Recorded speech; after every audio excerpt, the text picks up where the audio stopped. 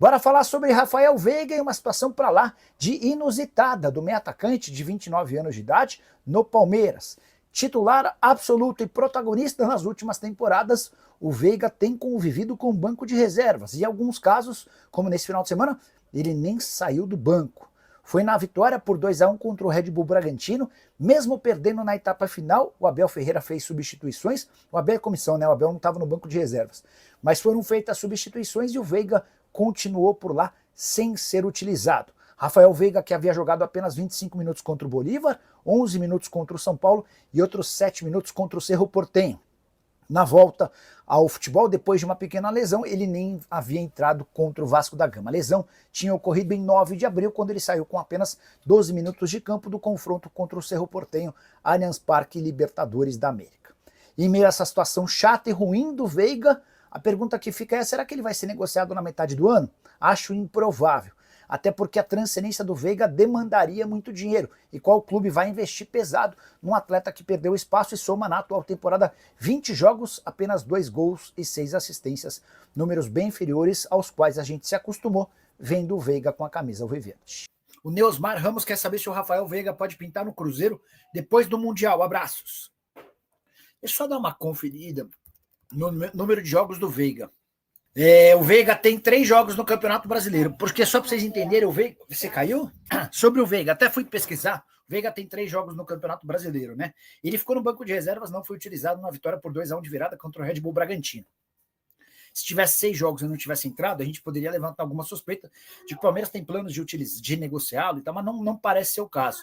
A impressão que você tem desde que o Veiga voltou de lesão, ele havia se machucado depois de um jogo contra o Cerro Porteño, é de que ele não conseguiu convencer o Abel de que ele merece ser titular. Ou melhor, às vezes de que ele merece mais minutos.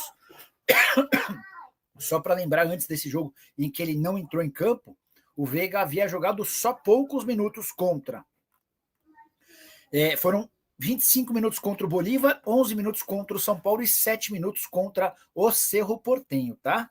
É alguém que tem jogado muito menos do que normalmente, 20 partidas na atual temporada, 2 gols e 6 assistências. Deixa eu pegar mais participações de vocês por aqui. O Diego Antônio, com a boa do Cruzeiro, falei que o Sobis tinha sido procurado para assumir a vaga do Edu. Diegão, o Sobis meio que descartou, tá? Que vai aceitar o convite, embora ele e o Tinga tenham estado no Mineirão, né? Eles foram ouvidos pela Samuca TV e tal.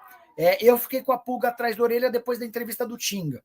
Vou até vou reproduzir um trecho da entrevista do Tinga. Para mim ficou muito claro que se o telefone do Tinga tocar, é gol. A frase do Tinga foi assim: o Cruzeiro está bem... Perguntaram, Tinga, você volta para o Cruzeiro? Você toparia? Dizem que o Cruzeiro está buscando um substituto para o Dracena. A resposta foi: o Cruzeiro está bem servido. Agora que o Cruzeiro está ganhando, deixa como está. Não vamos atrapalhar. Uma hora a gente volta, até porque fomos muito felizes aqui. Já estou em BH, então não precisa nem gastar com passagem, quem sabe, né? Para mim, uma baita cavada de um Tinga que, de fato, fez bom trabalho como o homem forte do futebol. Ele não era o diretor de futebol, né? Mas estava lá também ocupando um cargo de colaboração no departamento de futebol. O Rian quer saber o que eu achei da covardia do Atlético Mineiro no clássico. Eu esperava mais do Galo, eu esperava que o Atlético fosse ser capaz de encarar melhor o Cruzeiro, tá? Mandei mensagem para uma pessoa próxima ao Guedes. Posso descartar que o Guedes venha em julho para o Brasil ou tem alguma mínima chance? Aí a pessoa respondeu assim: eu acho muito difícil. Não descarta, mas coloca que é muito difícil. E tem muito clube brasileiro interessado. Vamos ver o que a gente consegue apurar por aqui, tá? Então a pessoa está falando para eu não descartar por completo. Deixa eu contar uma curiosidade: o Campeonato Brasileiro desse ano tem sido marcado por desempenhos ruins dos visitantes, tá? Foram só 13 vitórias de times visitantes depois de 9 rodadas. A gente já está na 9ª rodada, né? Só para me certificar e não falar nenhuma bobagem. Brasileirão, 9 rodadas. Se foram 9 rodadas, a gente está falando de 90 jogos.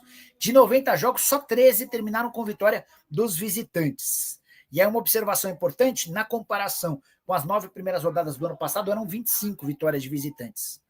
E esse número só não é pior nesse ano por causa do Palmeiras, que venceu os 5 jogos que fez como visitante, tá? Estou vendo aqui no GE, eu abri o site para ver o número de rodadas, e além dessa notícia da rescisão do contrato do Fluminense com o Renato Augusto, eleição na CBF, clubes exigem mudança de estatuto e criação da liga.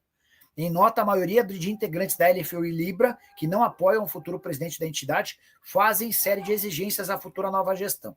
A verdade é que Samir Chaud será eleito presidente no próximo domingo com o apoio de apenas Botafogo, Vasco, Palmeiras e Grêmio, entre os grandes, tá? E esses são os únicos times da Série A que o apoiam. Os outros 6 apoios são de times da segunda divisão. Flamengo, São Paulo, Corinthians, Internacional, Cruzeiro, todos estavam com o Reinaldo Carneiro Bastos, que chegou a ter, no sábado, 32 apoios de clubes, 3 debandaram, 3 deixaram o Reinaldo para trás. Mas a irritação dos clubes se dá porque, mais uma vez, elegeu-se um presidente sem qualquer participação dos clubes. Os clubes foram completamente alijados do processo. E a partir daí os caras vão fazer uma série de exigências, tá? A grande questão envolvendo o Samir é quem escolheu o Samir. E quem era o Samir Chaud ou Chaud antes dele ser o escolhido? A resposta que eu tenho é de que a escolha se deu por Gilmar Mendes, ministro do STF. Nesta terça-feira tem jogo do Cruzeiro, hein? Campeonato Brasileiro Sub-20. O Cruzeiro em campo, enfrentando o Corinthians, o jogo na Toca da Raposa 1. A bola vai rolar às 3 da tarde e o Cruzeiro buscando a reabilitação, porque o Cruzeiro chegou a liderar o Campeonato Brasileiro Sub-20, mas hoje está na 9ª colocação, com 14 pontos ganhos. O líder é o Palmeiras, 23. O Cruzeiro precisa buscar a reabilitação. Na última rodada perdeu para o Juventude fora de casa. Vamos ver aí, transmissão da TV Cruzeiro. Time buscando então a reabilitação neste Campeonato Brasileiro Sub-20. No Campeonato Brasileiro Feminino, o Cruzeiro vai muito bem, invicto, 11 jogos, 9 vitórias, 2 empates, 29 pontos conquistados e o Cruzeiro já na liderança e garantido na próxima fase, porque o 9º, Bahia, tem 14 pontos, restam 4 jogos apenas e o Cruzeiro não pode mais ser alcançado mesmo se perder todos os jogos. Além disso, o Cruzeiro abriu 7 pontos em relação ao 2º colocado. O que isso significa? Faltando 4 jogos, o Cruzeiro só precisa de 2 vitórias em 4 jogos para não depender de ninguém e garantir a primeira colocação na fase de grupos do Campeonato Brasileiro Feminino, ou na primeira fase do Campeonato Brasileiro Feminino. Um grande feito do time do técnico Jonas Urias, que vem muito bem. E até sobre o futebol feminino, uma informação importante é que a Bianca Brasil, ela teve uma entorse no tornozelo esquerdo na vitória sobre a Ferroviária. Ela passou por exames e não teve detectada uma lesão mais séria. Agora vai depender aí do quadro de dor da atleta. Vamos ver se na quinta-feira ela pode ficar à disposição para o jogo diante da equipe do Palmeiras. De qualquer forma, ficando fora aí desse jogo, ela não deve ser ausência por muito tempo. Toda sorte do mundo aí para nossa Bianca Brasil. No masculino profissional, o Cruzeiro volta aos treinamentos nesta terça-feira na Toca da Raposa 2. O Cruzeiro inicia a preparação para o jogo diante da equipe do Vila Nova. O Fagner será reavaliado, lateral aí que com cãibra deixou o jogo com o Atlético já no finalzinho do segundo tempo. Vamos ver se terá condição de ser aproveitado. Lá em Goiânia, o Cruzeiro que treina hoje e amanhã, e na quarta segue para Goiânia para o jogo de quinta no Serra Dourada, diante da equipe do Vila Nova. Para a gente fechar, sobre o clássico com o Atlético, o Cruzeiro teve um lucro de R$ 2.421.000, R$ 4,70. R$ 2.421.000, R$ 4,70 da renda de 3.400.000 aproximadamente. O Cruzeiro ficou com quase 2,5 milhões, uma baita renda, um grande público. mais de 61 mil torcedores que compareceram ao Gigante da Pampulha.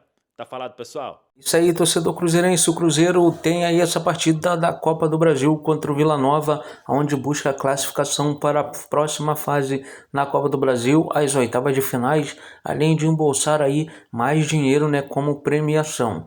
Deixa aí seu palpite nos comentários, quanto vai ser esse jogo aí entre Vila Nova e Cruzeiro, Cruzeiro e Vila Nova. Também palpita aí quem será o jogador que vai fazer o gol da vitória aí do Cruzeirão.